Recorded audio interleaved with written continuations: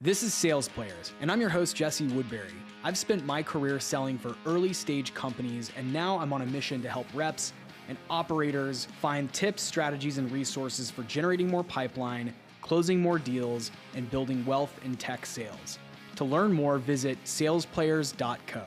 All right, we're live. Hey everyone, it's Jesse here, and in this episode, I'm going to go through a list of 5 things to make sure that you're doing in your deal cycles to improve your odds of winning. And these are some best practices or habits that I've developed over the years and seen other top reps implement in their workflow to make sure that they're hitting their targets and closing as many deals as possible. Now, a lot of these are going to lean more towards strategic enterprise level deals, but I think this is applicable to anyone out there who's selling technology. These are very important habits to get into, especially for the longer term in your career. And if you want to eventually sell more enterprise or strategic level deals, these are going to be critical in building that skill set so that you're ready to go and ready to work a deal of a large size, like a multi-6-figure or 7-figure deal. So let's get into the list really quickly here. The first thing I put down, which I think is actually one of the most important things in any deal process, is your speed, your velocity, how quickly you're able to get resources out to your prospects. Everything from that first follow-up email. Most of us have an intro call or a discovery call, and then you typically recap with an email. I strive to send those within the first hour after that meeting, whenever possible. It's not always possible, especially if you're running multiple meetings in a day, but no more than 24 hours should elapse between the time that you have an intro or a discovery meeting and you send over a follow-up recap, recapping the topics from the meeting as well as the next step, which, by the way, during that first meeting, you should establish that next step. Don't wait to put the next step into an email. You want to secure those next steps in real time, but you want to recap that in a follow-up email. And again, I strive to do that within an hour of those discovery calls whenever that's possible. Not always possible if you have lots of meetings going on, but try to do that as quickly as you can, same day, no later than 24 hours from the time that you had that meeting. And I know this is a really small thing. It might seem like it doesn't matter. People maybe won't read the email right away. You're showing the prospect that you're able to follow up quickly, that you're reliable, that you're trustworthy, all those things. It sends a huge message. This is really your first impression. I know the first meeting might feel like the first impression, but that first follow-up email is going to be very critical in showing that you're someone who wants to be a partner with them. And most of the best deals get done from a partnership, not necessarily a transaction. You want to find people who want to partner with your company, not just do a transaction. And part of building a really strong partnership is being quick and reliable and thorough in that follow-up. So that's the first one. Make sure that you're following up no more than 24 hours from the time of that first meeting, preferably within that first hour after that discovery call. You should be sending over a recap. This is really easy to do now. This used to be something that you'd have to sit and think about. Now, every single call tool out there has some sort of AI summary. I wouldn't recommend just sending the transcript of that summary or sending over AI-driven bullet points, but I think you should take those data points, package them up really nicely, personalize it, and send that over as quickly as you can. It is so important to show speed and urgency in your deals because let me tell you, your competitors are not doing that.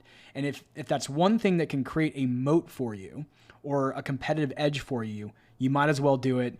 It's really a matter of habit. It's something that you just need to start to get into the mindset of being quick on your feet and getting a follow-up out to the prospect right away. So number 2 is multi-threading. And I've talked a lot on the show about multi-threading, and everybody on LinkedIn talks about multi-threading. What the hell does it even mean anyway? Well, the way I look at multi-threading is you don't want to have a single point of contact at a company that you're selling to. Why? Well, let's say that person quits tomorrow. Now you don't have a deal. So what you want to do is bring more people into the fold. You want to help people get excited about the project that you're working on and bring more stakeholders into the project. Now, you don't want to bring in too many stakeholders because then your deal gets out of control and it's going to take a lot longer and it's going to get really complex. So you want to try to find like the right sweet spot for your company and product.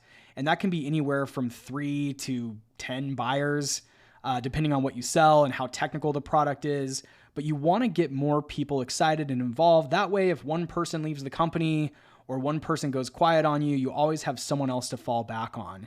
So an easy way to do this is if you're in the first meeting and you've got your initial point of contact that you're doing some discovery with, begin asking questions in that first meeting. Who else has a stake in this? Who else might want to see a demo?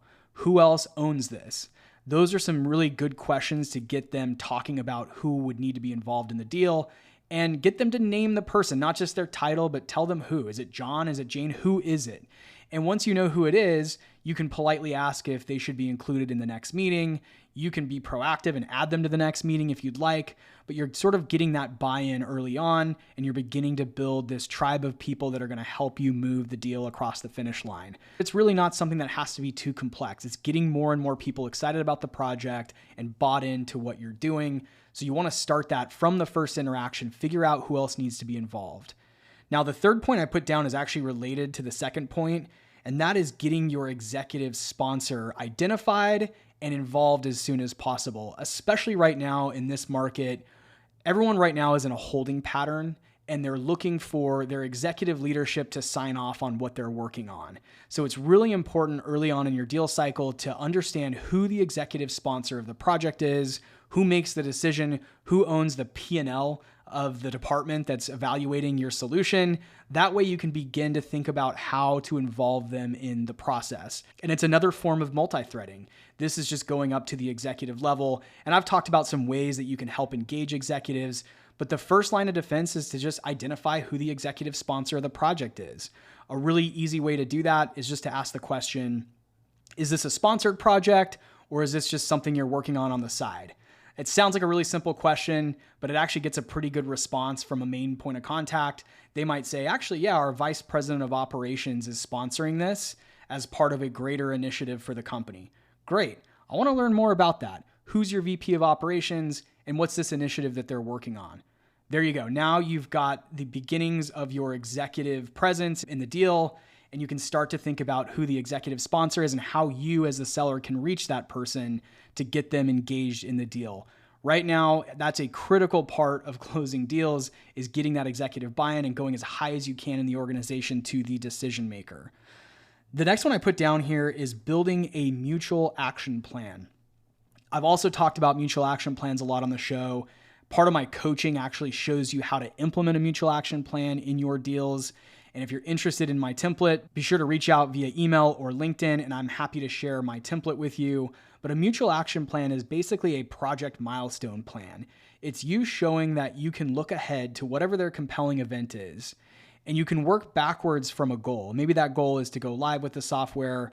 Maybe that goal is to procure the software. You get to decide that, and then map out all of the steps that typically have to happen in order for you to achieve that outcome. And so my template that I use actually goes through all the different steps, whether it's so-and-so needs to see a demo, and then we need to have our legal team review this, and then we need to have our security team review this, and then we would need to do a business case, and then we have to do an internal presentation. So once you start mapping out all of the steps in the process, this is going to greatly improve your odds of closing the deal. And even better, when you use a mutual action plan the right way, you actually make it a collaborative document. What I do is I actually send over a Google Doc, and the doc is a shared document that my main point of contact and any other stakeholders on the deal side can work on, as well as anyone on my side. I'll usually share that with my leadership team, my solutions counterpart, and anyone else on my end, like implementations, who might want to be involved in the conversation. And then together, we're all working as a group on achieving each of the milestones that's required to getting to that paperwork signature, and then ultimately the go live date. And so mutual action plans have helped me be more predictable. It's helped me identify timelines and compelling events that are going to help me push progress along in the deals. And the best part about it is once it's collaborative, your odds of winning are much higher because you've got buy-in on their side. People are in there working on those milestones and checking them off the list. That's when you know you're going to have a lot of traction. All right, and the last one that I put down here, this one's a little bit more of an art form than a process thing, but it's a really good habit to get into, and that is building a story or a narrative around the deal. What do I mean by that? How the hell do I do that? Well, it really starts in that first conversation, and I've talked a lot about building a story that talks about what happens if they don't move forward, what happens if your buyer stays with the status quo, why do business with us, why do business with us now? Those are the sorts of things that you want to start to weave into the narrative. Humans love stories. It doesn't matter if they're the leader of an IT team or a dev team or a VP of marketing. Everybody loves stories. And so if you can start to create a story around the deal that you're doing, a narrative about how it will change the way that your prospect's company does business and what the risks are for not making the change or not moving forward with your solution, that is going to be super powerful for you. So there's a lot of ways you can do this. I typically will build a narrative deck for the first meeting. When I'm presenting the solution that I sell, I also like to weave in some personal points too as to why I'm passionate about what I sell, why I think we're a great partner, what makes us different, why we do what we do and what works, all those things. So you start to put those into a narrative or a point of view. You can also do a bunch of research on their company, try to understand what their goals are. Especially if you do have multiple stakeholders in the deal, you start to get more perspectives on what everyone's trying to accomplish by evaluating your system. And you can then turn those into storylines that you're able to present over and over again. And you can keep coming back to this narrative over and over again in the deal cycle because it's going to help everybody get aligned around this story of success, right? And some other ways that you can do it is to start to capture insights about their business as you're asking discovery questions throughout your calls and you're building a better relationship with your buyers. You can start to better understand the metrics in their business that matter most and incorporate those into this narrative.